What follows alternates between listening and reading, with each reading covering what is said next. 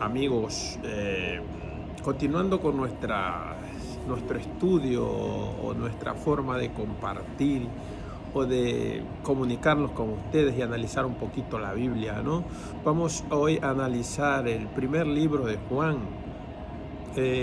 para que conozcáis un poquito quién fue que vino primero y anunció la venida del Mesías de Dios, ¿no? Entonces vamos a leer para esto, vamos al libro de Juan 1, del 1 al 12, ¿vale? Vamos a desglosarlo un poquito para más o menos pues guiarnos un poquito sobre eso, porque, a ver, aquí ninguno somos maestros, todos somos personas que queremos conocer un poquito más de Dios, ¿no? Gracias a Dios pues tengo el placer de estudiar la Biblia un poco a fondo, entonces pues porque es un placer estudiar la Biblia, es un libro muy muy bueno, ¿no? La palabra de Dios, ¿no? La que cambia vida, ¿no? En las buenas noticias. Pues vamos a leer el libro de Juan 1 del 1 al 12.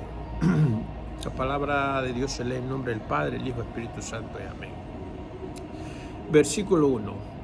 En el principio era el Verbo, y el Verbo era Dios, y el Verbo era Dios. 2. Este era el principio con Dios. 3. Todas las cosas por Él fueron hechas, y sin Él nada de lo que ha sido hecho fue hecho. 4. En Él estaba la vida, y la vida era la luz de los hombres. 5.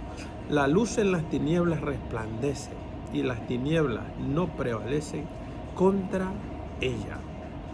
6. Un hombre enviado de Dios, el cual se llamaba Juan.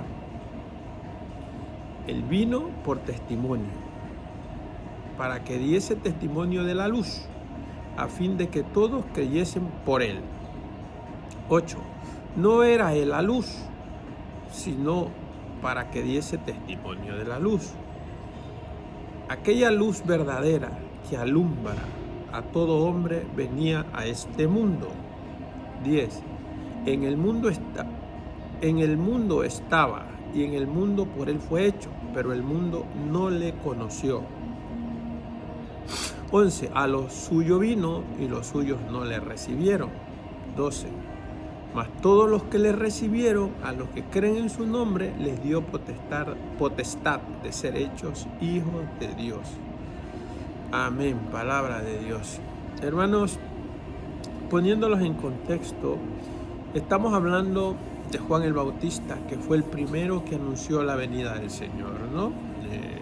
El libro de Juan contiene toda la historia desde el nacimiento y la vida del Señor en sí, ¿no? Entonces Juan el Bautista fue como podríamos decir, el que abrió el camino, el que comenzó a predicar y a manifestar que la luz venía al mundo, que venía una persona poderosa, mejor que él no era la luz, que él solo abría los caminos para el que tendría que venir, ¿no? Para el que iba a venir, que de hecho era nuestro Señor Jesucristo. Juan el Bautista fue el primero que abrió esos caminos y anunció de la venida del Señor. En el versículo 1 vemos que dice: en el principio era el Verbo, y el Verbo era Dios, y el Verbo era con Dios. Cuando hablamos del Verbo, lo que podemos decir que es la expresión y explicación de Dios. Contiene a Dios como nuestra vida, o sea, el Verbo es Dios mismo. Cuando recibimos el Verbo, recibimos la vida en sí, que está en su interior.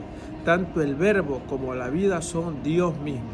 El Verbo es la expresión y Dios y la vida es el contenido de Dios.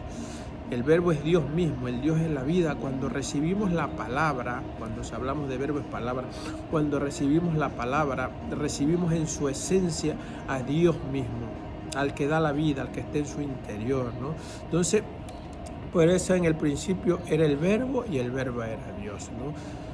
Recibimos a la palabra mismo, recibimos a Dios mismo, recibimos el Espíritu de Dios cuando recibimos el Verbo, que es su palabra. 2. Este era el Verbo en el principio con Dios. O sea, en el principio Dios era Verbo era hablado, Dios se comunicaba con su pueblo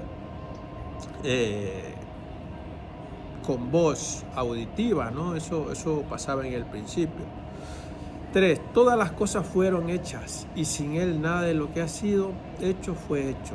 Imaginemos, habla de que todas las cosas fueron hechas por Dios. Todo lo que vemos a nuestro alrededor es hecho por Dios, es su obra, es su creación, ¿no? Y si Dios no existiera, nada de este mundo existiera. Entonces, es ilógico que muchas veces se habla, ¿no?, científicamente, de que el mundo fue creado por una explosión llamada Big Bang. Y entonces yo digo de fondo, ¿quién ocasionó la explosión?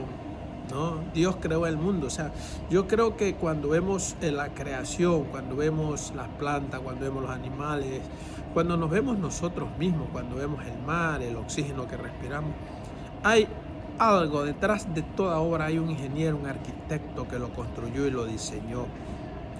El mundo no, científicamente de la nada no se puede crear nada, no se puede. Entonces, aquí hubo una mano creadora, aquí hubo un ser superior que fue el que lo diseñó y que lo creó, ¿no? Entonces es ilógico muchas veces creer que decir Dios no existe, ¿no?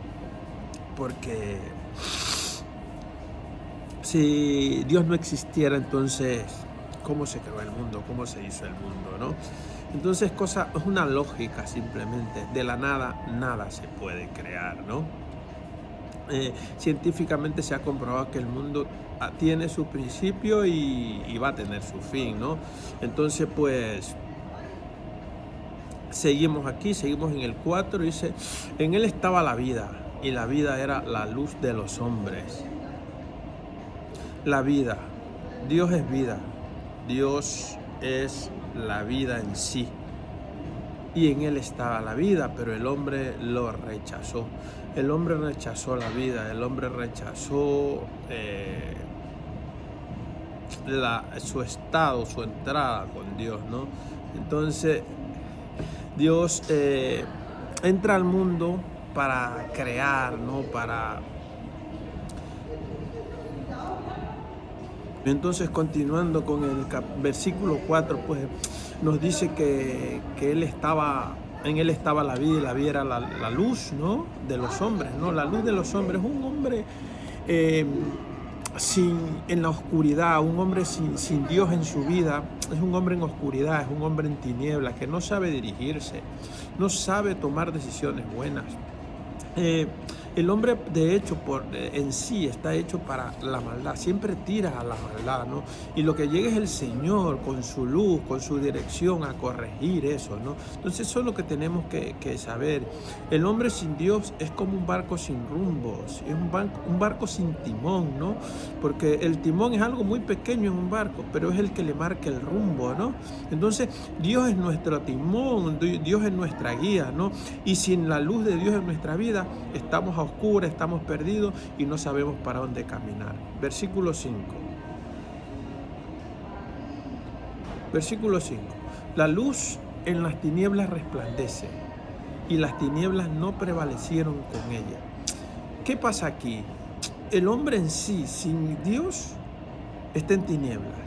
Pero cuando llega la luz, cuando tú conoces la palabra de Dios, que es la que te aclara la realidad del mundo, te aclara la verdad, porque Jesús dijo, yo soy el camino, la verdad y la vida. Cuando llega Jesús a tu vida, te enseña el camino recto, te da luz en ese camino por donde debes seguir, y te enseña la verdad, porque Jesús es la verdad, su palabra es la verdad, ¿no? Y cuando tú entiendes eso, interiorizas eso, practicas esa palabra, la haces carne, la haces tuya, la obedeces y la aplicas, es cuando encuentras esa dirección, cuando ese timón comienza a funcionar. Porque las tinieblas ante la luz tan brillante de Cristo no permanecen, se pierden, y tu vida toma sentido y toma dirección. 6. Hubo un hombre enviado por Dios, el cual se llamaba Juan. Aquí ya nos comienza a hablar de Juan el Bautista. Yo creo que muchos lo podéis oír nombrado. Juan el Bautista, un hombre que murió en cárcel, un hombre que murió decapitado. por predicar el evangelio, ¿no? Por hablar la verdad. Murió decapitado, ¿no? La verdad, murió por la verdad Juan el Bautista y por anunciar al Mesías que venía, ¿no? 7. Este vino por testimonio, para que diese testimonio de la luz, a fin de que todos creyesen por él. Cuando Juan el Bautista entra con un evangelio de arrepentimiento, porque era arrepentimiento, ¿no? Él vino a dar testimonio de lo que iba a venir futuramente, del Mesías, porque él siempre dijo que él no era el Mesías, ¿no? Él hablaba siempre de un Mesías que iba a venir, pero que se arrepientan. Él hacía un bautizo para arrepentimiento, ¿no? Y él daba testimonio de lo que iba a venir. Él daba testimonio de que un hombre superior a él iba a venir, ¿no? Y que era la luz ese hombre.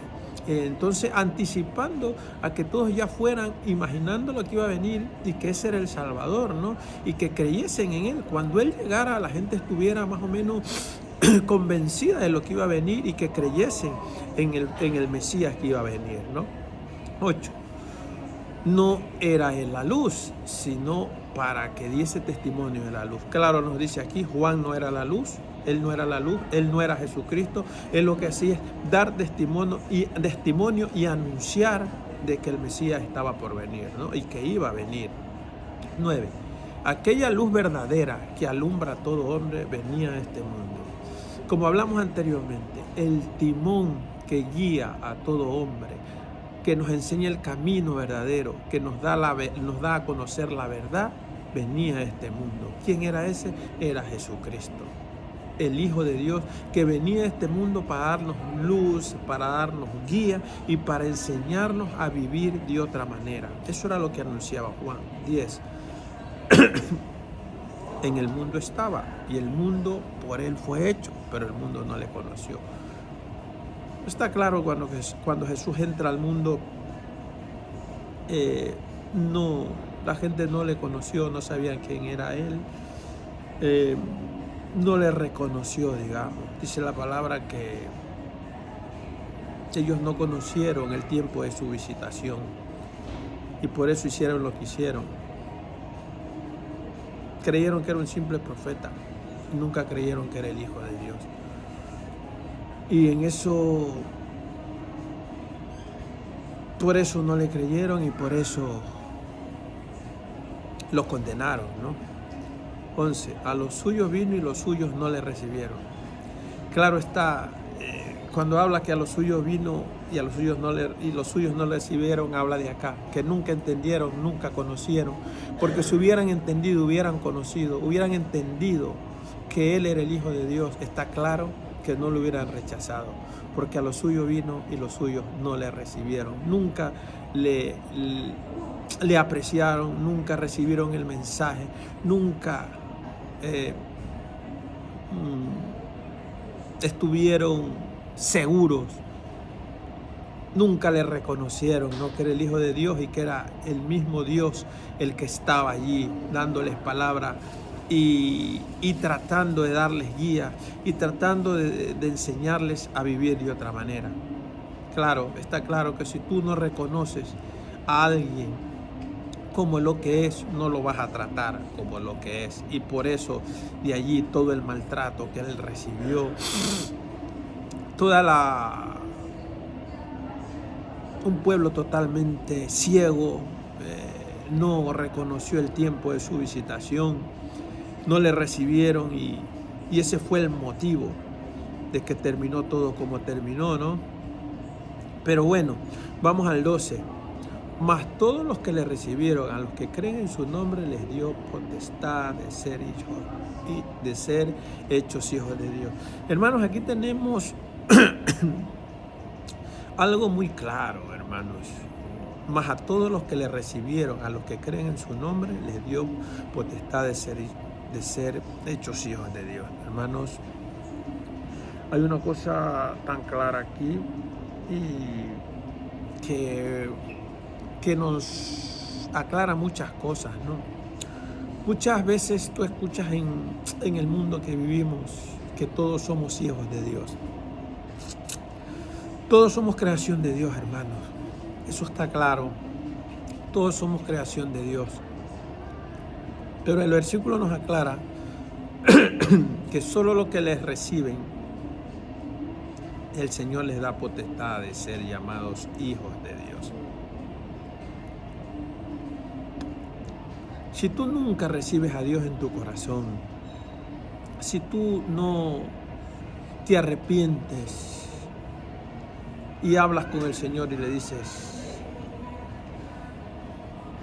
Padre, me arrepiento de mis pecados, quiero cambiar mi vida, quiero que entres en mi vida, quiero que seas el timón que guíe mi vida, quiero que seas el timón que guíe a mi familia, a mis hijos, en que todo lo que yo pueda empezar, quiero que tú estés primero y quiero que seas el que comiences a gobernar mi vida.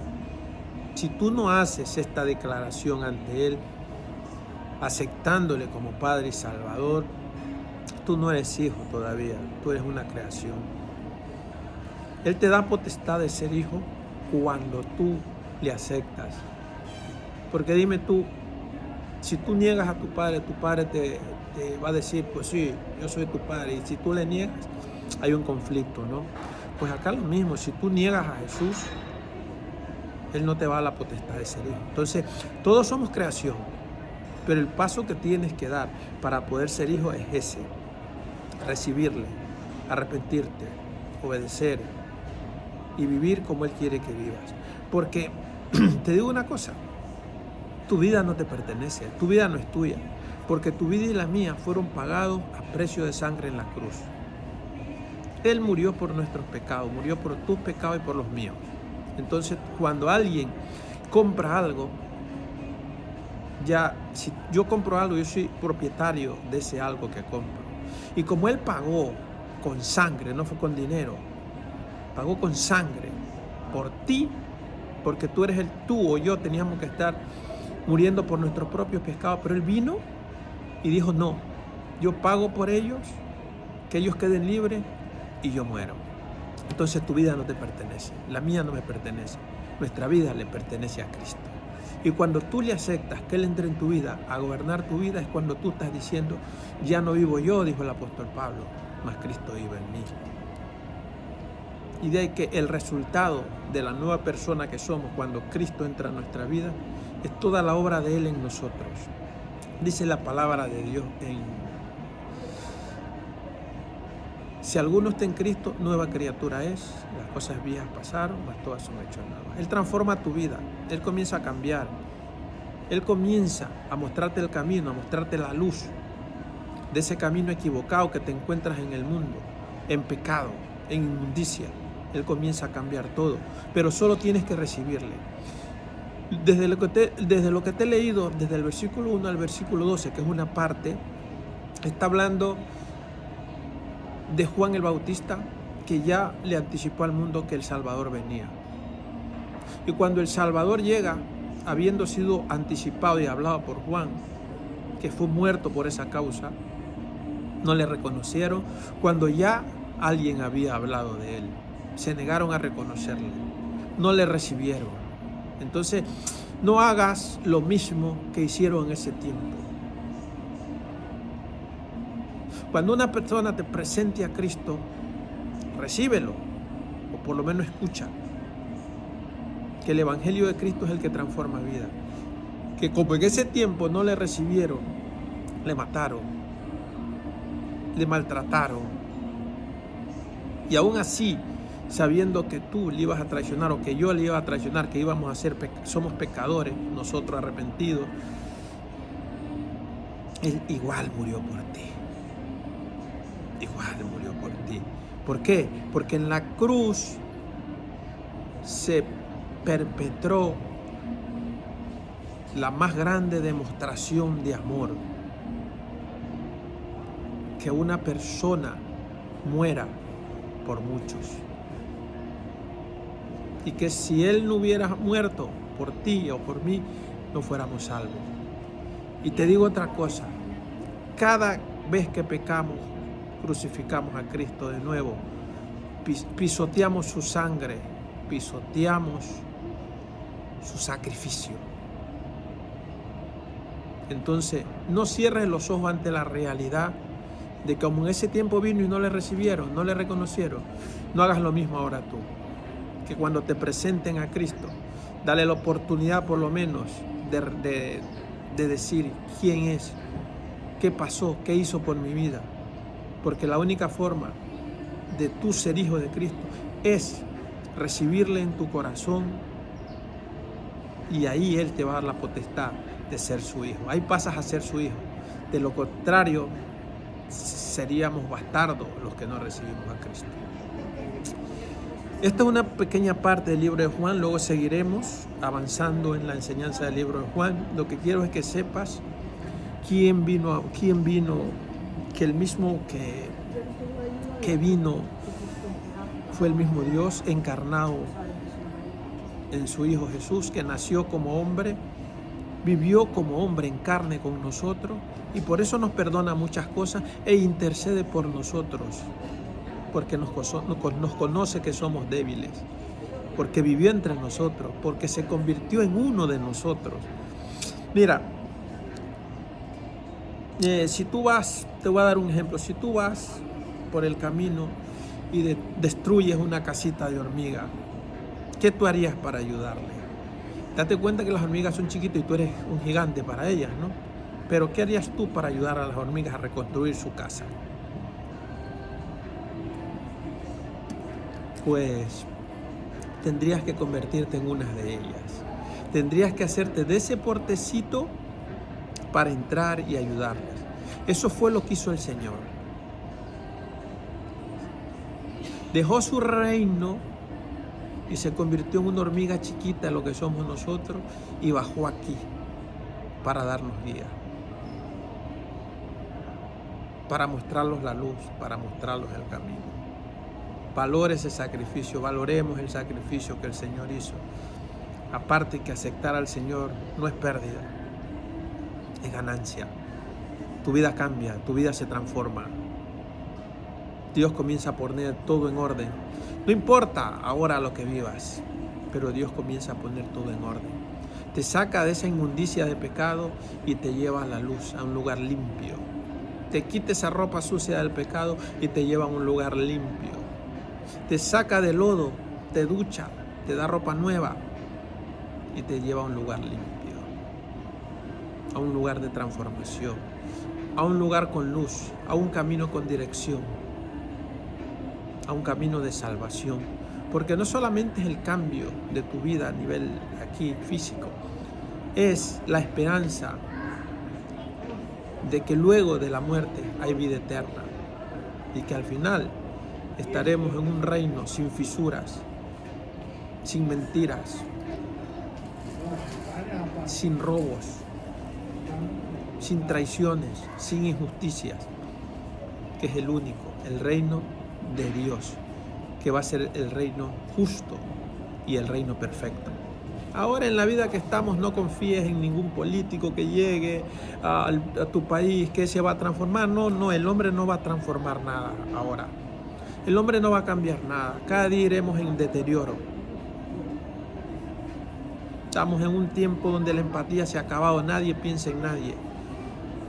Cógete de la mano de Dios, que es el único hombre, el Rey de Reyes, el Señor de Señores, el que no te va a traicionar. En Él sí confía ciegamente. Si te gusta este tipo de contenido, dale like, comparte. Que necesito que este mensaje de esperanza, de salvación, llegue a todos. Dios te bendiga, compártelo. Nuestro único fin es que la gente conozca la verdad de quién es Jesucristo y a qué vino al mundo. Dios te bendiga. Amén.